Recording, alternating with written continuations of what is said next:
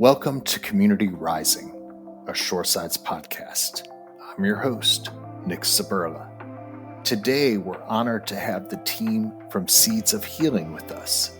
Seeds of Healing is a nonprofit organization dedicated to HIV awareness and advocacy.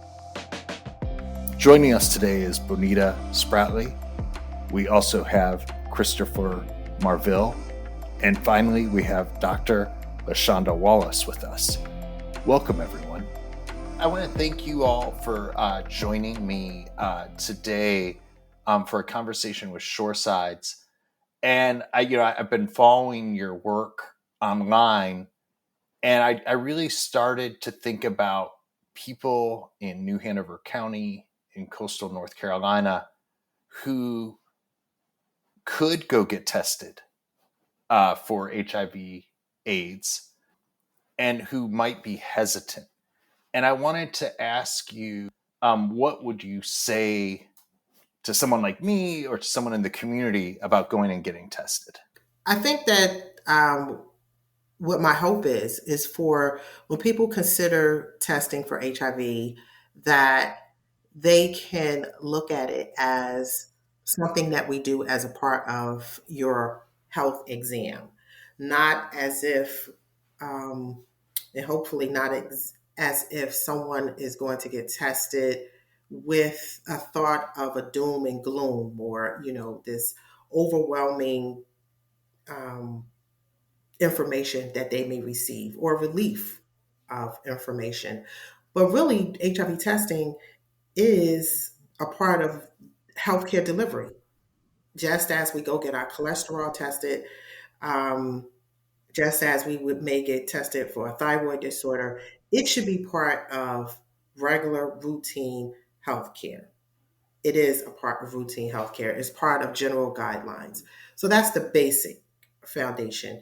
And then, of course, we can get into reasons why people may want to test in addition to that. But that's how I would want people to think about the need for HIV testing. I would also like to add, thank you, LaShonda. I would also like to add to look at it as a self care practice. We use that term and have many things that we consider to do for our self care, but having to maintain a sense of health and well being, you can add this to the list of things that you would do in looking out for yourself, for your health. And we always say that early detection is key. So if your test comes back positive, you would want to find out as soon as possible. And I'd like to throw in also that this is no longer a death sentence. So to add to what LaShonda is saying, it's as simple as going to have a mammogram, uh, going to have a pap smear. Those routine things that are so common that women are so used to going to have on an annual basis. I think LaShonda and Bina both said wonderful things. It should be part of regular screening. I think all HIV, STI testing should be part of your regular screening, just like LaShonda said with cholesterol, blood pressure, any of that stuff. And it is self care also. But just knowledge is power is my biggest thing. My biggest advocacy is knowledge is power. If you know, you can do something about it. There's no harm in knowing. There's all the harming in not knowing. So if you know, you can take hold of it. And just to expound, right? If someone does have a reason to be screened outside of their routine testing, when they get the information, Benita already mentioned that early detection is early treatment, but it's also early prevention. And so, what we mean by that is once someone is informed, if they are HIV positive, they now can take the measures to not only take care of themselves, but now to prevent transmission to others. So caring for self is also caring for our loved ones in the community. When I learned about HIV/AIDS, it was in the 1980s, and it was like a lot of unknowns. And I think one thing that I'm honest about is that when you're in your teens, in your 20s, you're really not going to the doctor at all. At least many of my friends, I will say, were not going in for checkups of any sort. And I think as you get a little bit older in your 30s and 40s, maybe you start taking care of yourself, start taking the self-care. So is that your experience, or are people really taking care of themselves and doing the right thing and going into for annual checkups in New Hanover County? I would say, unfortunately, the majority of the time that people are screened is because they have a circumstance where they may have another STI, right? They've been screened or treated for gonorrhea, chlamydia, or syphilis, and then HIV. It's like, okay, well, if you are vulnerable or have these sexually transmitted infections, the likelihood is that you are very vulnerable to acquisition of HIV. And so we need to take the next steps and screen you for HIV. Additionally, people find out their HIV status because they have come down and they are symptomatic. So they've come down with some symptoms. And hopefully it's not advanced opportunistic infection symptoms, which their body is now vulnerable to, more severe ailments that they've had untreated in advanced disease. But sometimes people, start to have a fever, or they have lymph node swelling in their neck or under their arms, or around their ears, and sore throat, flu-like symptoms, and that sometimes lead to them tested. So people do not often seek screening as a part of health promotion, but just like you said, we want to recondition our mindset, and we want to take on the mindset of screening is routine and is normalized, just like we screen for prostate cancer, just like we was screen for colon cancer. And that is what I hope for. Well, we have, we have the right to be healthy. And, I think a lot of us are busy. Sometimes people are depressed a little bit. And it just like health is one of those things that kind of always slides to the back. And so it takes a little bit of gumption, and it takes a little bit of courage just even to go get your blood pressure tested, or go get that cholesterol test. And I think that, helping people in, New Hanover County be as healthy as they can be is really critical. How does someone, if they're listening right now and they're like, oh, I should go get tested, what are some ways that people can go do this, like this week? Well, you can go to your local, check in with your local health department, um, uh, whatever um, medical provider that you see for primary care. Check with those places, and also, of course, Seeds of Healing. Chris is our outreach worker. Um, and Chris, you want to share with them a little bit about our outreach efforts for testing, how people can get tested? So for New Hanover County, Season of Killing, of course. So we're in office Monday through Friday from 9 to 5. You can come walk up, get tested. Our address is 3804 Juvenile Center Road. It's in Castle Hayne. Like I said, we're there from 9 to 5. I do outreach at NC Harm Reduction, which is 1308 Dock Street, and I'm there from 1 to 5 on Thursdays and every other Friday. We're starting a new thing with Sakota House, and it's gonna be on Wednesdays from 10 a.m. to 1 p.m. I don't have the address for that yet, but I'll throw it in mind. And then there's a Texas test also. It's 39 910 390 6005 for text to test, and you can text me, and it can be confidential.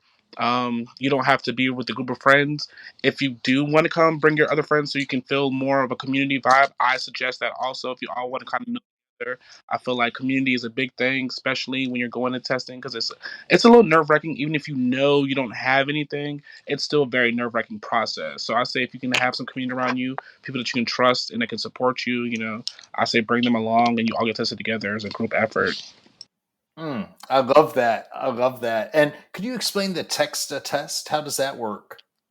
So you would text the number that I just gave, and Mhm. and then I will text you back and see what you want to set it up. If you want me to come to you confidentially, if you want to come to us confidentially, if you want to meet me at one of my outreach situations like that, and it's just so that you feel it's in your control. We're not pressuring you. We're not trying to do anything. It's in your control. You can text us when you want to, then set it up on your terms, so you feel like it's an empowerment for you.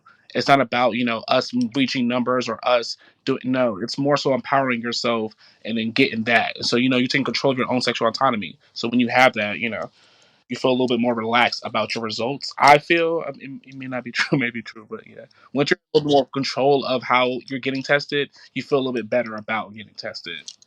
And that Dock Street address on the 1300 block for people who use the bus, there's a bus stop right there at Yep. 15th and Dock.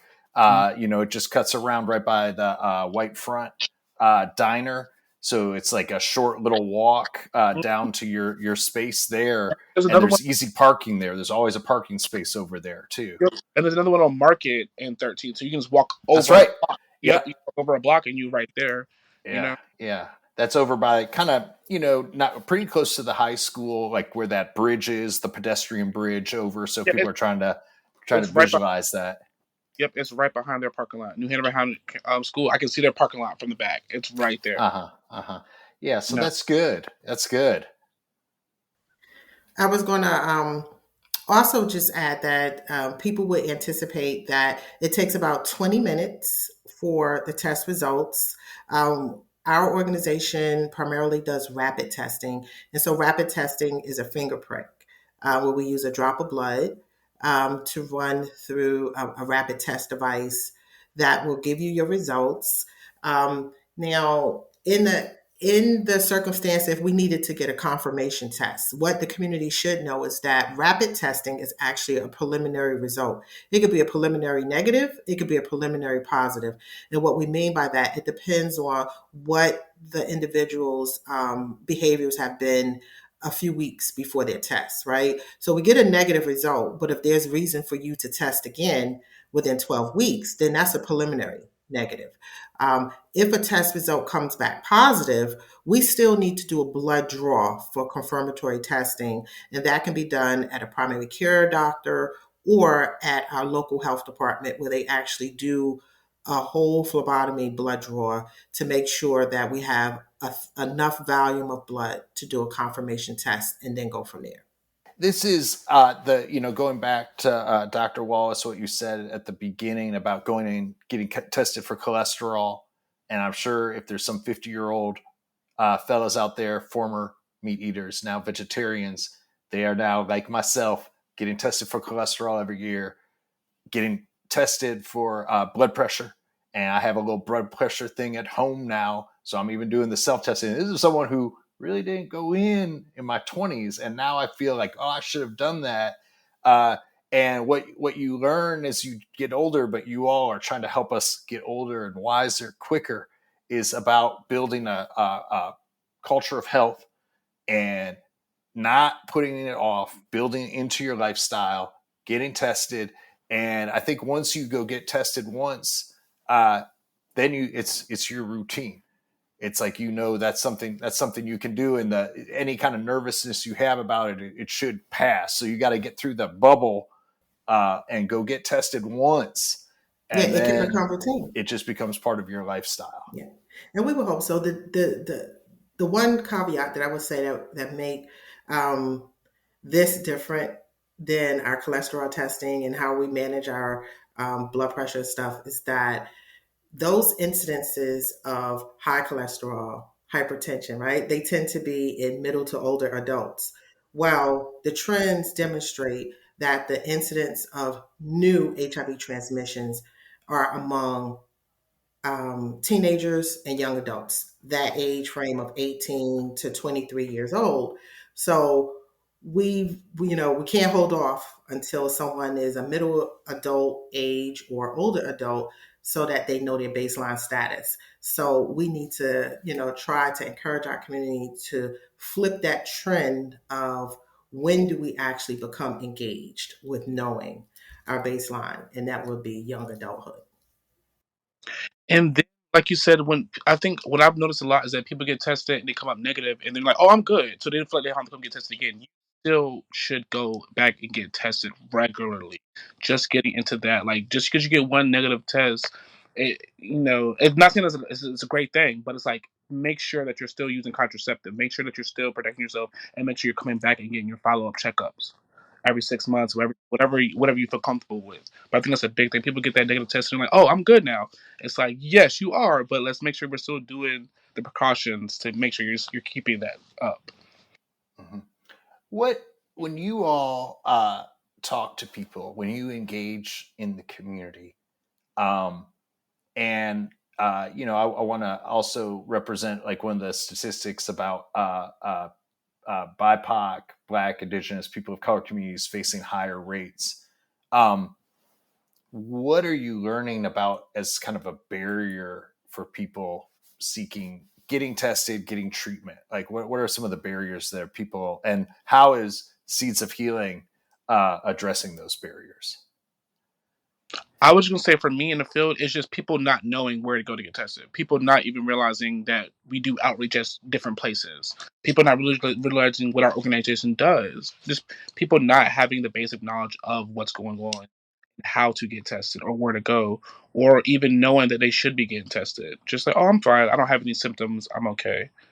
Just kind of that, just not knowing exactly what steps. And not only do Black and brown people also lead for STIs and HIV, we also lead in things of hypertension, cholesterol, because those are things that are genetic also. So it's like just a regular checkup. It's a beautiful thing, just for all that. I would also add to that, people not knowing the process, thinking that, there's going to be a cost. I don't have health insurance. If I become positive, I can't afford medication. If, you know, then now I'm going to show up to a medical practice and somebody may know me. I may run into my family members. So there are a lot of barriers, common barriers that. That if my family finds out, how are they going to look at me now? Are they going to treat me differently? Am I still going to be loved the same? Are people in my community going to be looking at me weird? Because I go to a support group on Tuesdays, and they were telling me last week, when they used to find out you're positive, a van used to pull up in front of your house, and they'd be like, "Oh, if that van's in front of your house, they know." And so it was just no. It's just people automatically would judge you off of that van being in front of your house. So it's just that mindset of like, what are people going to think about me now? Are they going to treat me the same? I I want to add that the biggest barrier to HIV screening, in summary of what we're all saying, is stigma. And so, what I mean by stigma is that HIV has been associated with um, certain groups of people. It has been associated with advanced disease, such as AIDS, which is untreated HIV that have gone untreated, and now someone have advanced disease. Um, so people do not sometimes perceive that they are vulnerable to HIV because, okay, I'm not associated with that group that has been stigmatized and associated with HIV and AIDS, right? Physicians are not always comfortable with gathering a good health sexual history, right? Or a history from their clients about what their behaviors are. Don't forget that the use of paraphernalia to use substances is also a risk. Also, understanding your clients and their vulnerability in their relationships, such as domestic violence, that keep them vulnerable to not having that empowerment over their body. That's a vulnerability. Being unhoused, that is a vulnerability. People go into sexual economics as a way of survival. So if we are not caring for people in their whole being and understanding their risk factors, and we are only labeling HIV with a certain stereotype, then that's a barrier because that means that there's a whole bunch of people out there that we should be having this healthy conversation with as a way of life, and it's not happening. So we're missing opportunities for screening. Of course, we want to bring up the fact of in North Carolina, we just did Medicaid expansion. So the basic right to health care, to even have the opportunity to sit across from a healthcare provider who is going to provide you quality care and ask you and offer you everything that you are entitled to as a human being. Those opportunities haven't been. So those are also barriers. So that's what we do know as the trend. And then just as Chris and Bonetta was saying, if somebody find out that they are positive, sometimes people don't know where to go. Where do I go get help? I heard that these medications were so expensive, but we need to share that Ryan White, the federal funding that have supported people who have been under-resourced for such a long time is available, right? Health insurance plans, they do cover HIV care. Medicaid, HIV medications don't even have a copay. So knowledge is power. Knowledge is power. If people don't know, then lack of knowledge is a barrier itself. Providers need to know this information. Social workers need to know this information. Systems need to know this information so that that is not the barrier to people having access. Yeah, we had an event last month at Bottega called Seeds of Pride, and it was just like a day of like sexual autonomy and like mental health. And I had some people that would like walk by, and I was like, "Oh, come in, come in and get tested about Zipaze." And they were like, "Oh no, we're a married couple. We aren't your target audience." And I was just like, "Oh, but you are." Like, I think it's just that like the stigma behind like, "Oh, if you're not this follow to this." It's like, no, it's not. We're not just targeting one group of people. It's like this is for everyone. And they were like, "Oh, got some information," and they left. But it's just like getting past that, like like LeShonda was saying, the stigma is like it's not just a group of people. The HIV has no face. It's no face. It has no direction. And people don't realize that when they count themselves out or think that, I'm not that, I don't fit in that category, you cause yourself to be vulnerable. And I just want to say, listening to you all and having read your website, like I think there's situations where we seek service or we seek medical care, and we're like, oh, but like what I see so much with Seeds of Healing is this is an act of loving your neighbor. It is a pure act. These folks are, you all are trying to show love to the community so that people can live healthy lives, so that people can get the health care and health education. And I hope, do you feel like, is there some acknowledgement from folks who engage with you all that like, hey, thank you? Is there some like that? This is like some, you all have taken the energy to set up something to serve coastal Carolina that is needed, that didn't exist before. I feel like people are always from like the canvases I've done. I did like tabling thing at F45, which is like a workout thing here, and it was like a pride workout, and a lot of people there that were in the community didn't even know about prep access and things of that nature. We had information about prep and PEP and stuff like that.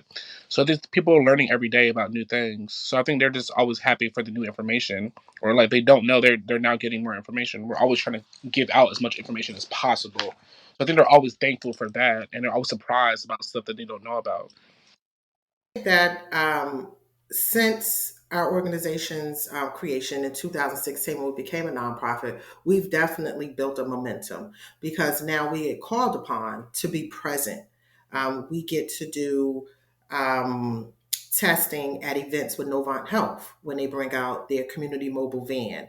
People will call us when they're doing fairs at their churches. Can you come and join us? People are walking into our doors. People are calling us when their clients need transportation to get to work. So I think that our intention to support people that have barriers, people that prefer to come to a setting that may lessen their anxiety as opposed to going to a public healthcare system such as the health department, which provide great services, but sometimes people just, psychologically may prefer a different type of setting. So I think that our intention to support people that may be anxious about learning a diagnosis, I think is working, because even when we're out in the public and we're testing, as mentioned before, you get 2, 3 people coming at a time together and they say, hey, we're here for testing. So the more we talk about it publicly and normalize screening, yes, I can see the uptake. I was going to say I can speak from the perspective of those that are living with. Absolutely, um, unequivocally, they are ecstatic about Seeds of Healing, the programs that we serve, the resources that we have, the support that we provide, in bringing them together. A lot of people that are diagnosed do not have outside support, or a place to gather, others to touch, and to um, share stories and things that they're going through on a day-to-day basis. And so we have a human interactive platform, which is pretty much like a social media platform for Black women living with HIV. And they're on there, constantly looking at the resources and information that's shared there to keep them abreast of what's going on in the HIV community, where a lot of them are not at the tables, like LaShawn and Chris and I. And so, just being able to gauge what is happening in the HIV community, and knowing that there are people out there that are doing the work. Because a lot of them just go to the doctor, get their medications, and they go home. They have no idea about, what's going on out here behind the scenes. And so, yes, they absolutely are excited about the groups and the retreats and all of the things that we provide for them, that brings them a sense of solace and comfort to know that there's a place that they can gather and relax and release and relate, so to speak, with their sisters. Mhm. What brought you all individually, like, to this work, that you wanted to dedicate yourself to this effort? So I am a woman living with HIV, a Black woman living with HIV for over 30 years. And I've been doing this work for over 20. I am a native of Virginia and moved to North Carolina right during the pandemic, and met LaShonda online when they were putting together the SOTIME, is what we call the Human Interactive Platform, and got on board, and I'm still here.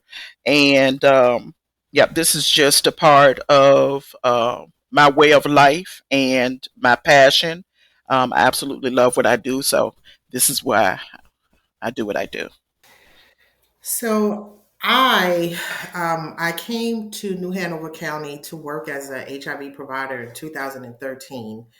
I do have a personal history um, r- relevant in regards to my mom, who passed in 1998 from HIV and AIDS and hepatitis C complications. But what compelled me to found Seeds of Healing is that in my care as an HIV provider, I saw that there was a disproportionate amount or rate of individuals who were coming into care who could have had some prevention efforts that was in place that would have kept them from being into the point of now having HIV acquisition and needing treatment for HIV. So I saw a deficit in community outreach and health promotion to prevent HIV. Then, secondly, because of what I experienced with my mom, what I noticed was there were many individuals who lived with self stigmatization. And so they dealt with isolation, they dealt with depression, they dealt with rejection. And that itself can prevent people from receiving care. That will have someone have a premature death. That will it actually puts people at vulnerability of transmitting HIV to someone else because they do not feel empowered to take care of themselves and to disclose their status to protect others. And so it's a whole cycle of circumstances. And so, with the founding of Seeds of Healing, our goal and our intent is to not only prevent new transmissions, but to help those who have a diagnosis feel empowered, have a sense of belonging and networking so that they can get past the trauma of the diagnosis and to move into their resiliency. And so that is how Seeds of Healing came into existence. And that's what we're now continuing our work with. Before I became positive in 2016, it was kind of a mental pull for me personally. Luckily for me, I did have a very supporting family that still support me to this day. So that kind of made it easier for me. But my biggest thing is I kind of wanted to work with the MJs of the world, the people that didn't have that same support system, people that felt alone or that still feel alone, and just let them know that they're not alone. You're not by yourself. There is a support system here for you. Yeah. Yeah. It's a those first 5 minutes of getting that information, and then for me, I found out at the health department, so it was no other resource.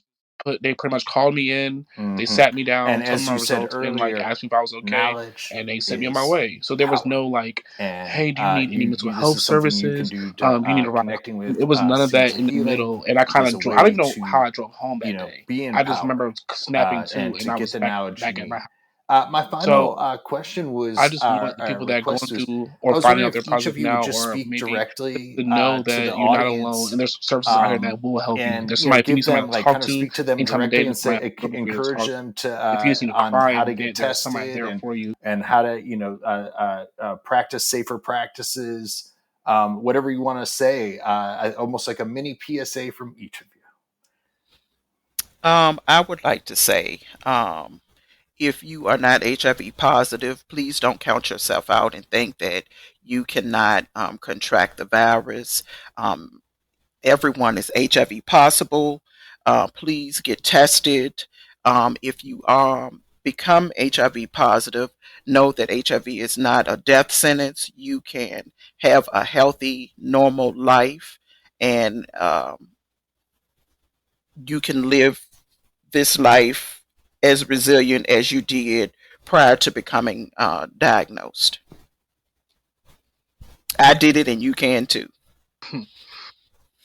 um, yeah, if you get tested, if you are nervous, like I said earlier, please get a group of people or a group of friends together that you trust with, and you'll all kind of just do it as like every 6 months thing.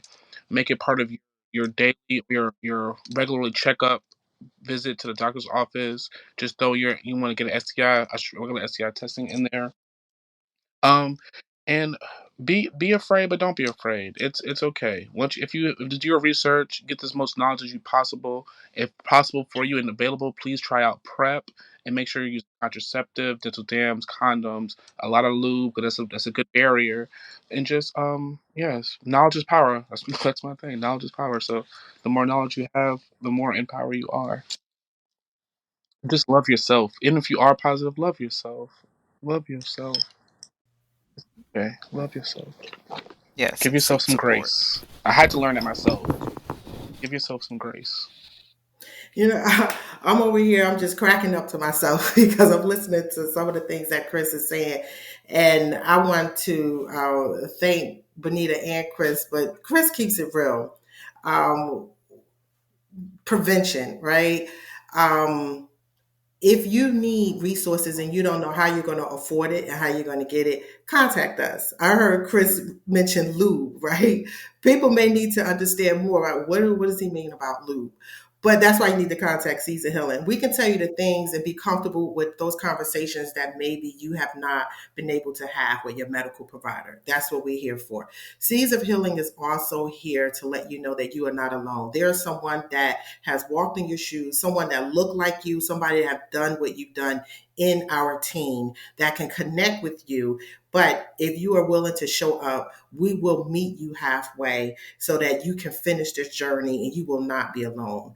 We will make sure that you are connected to our case managers who are in the community, whether it's Duke Partners in Caring, whether it is Bridges or Life Changers in Brunswick County. There's resources for housing.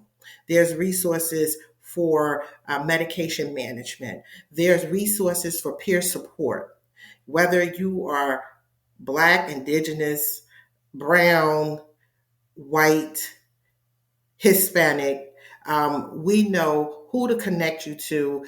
and at all levels. It doesn't necessarily always have to be someone who is a medical professional, but again, we have peer support specialists, case managers, community outreach workers, all a part of our team. We also have youth employees that can connect with you along this journey. So that's what I just want to share with you all, and don't hesitate, and just know that we're here for you. Thank you so much. Seeds of Healing, I just want to thank you all for the work you do. As we all hopefully look at coastal North Carolina, and we want everyone to live as happy and as a healthy life as possible. And I feel the work you're doing is so critical to that. So thank you very much. And I appreciate you spending time with me today. Thank you for joining us on Community Rising. I hope you've gained valuable insights from the team at Seeds of Healing and their important work in HIV awareness and advocacy. If you'd like to learn more about their work, please visit their website, www.seedsofhealinginc.org. That's www.seedsofhealinginc.org. Remember, building awareness and resilience starts with community, and every effort counts. This is Community Rising, a Shoresides podcast.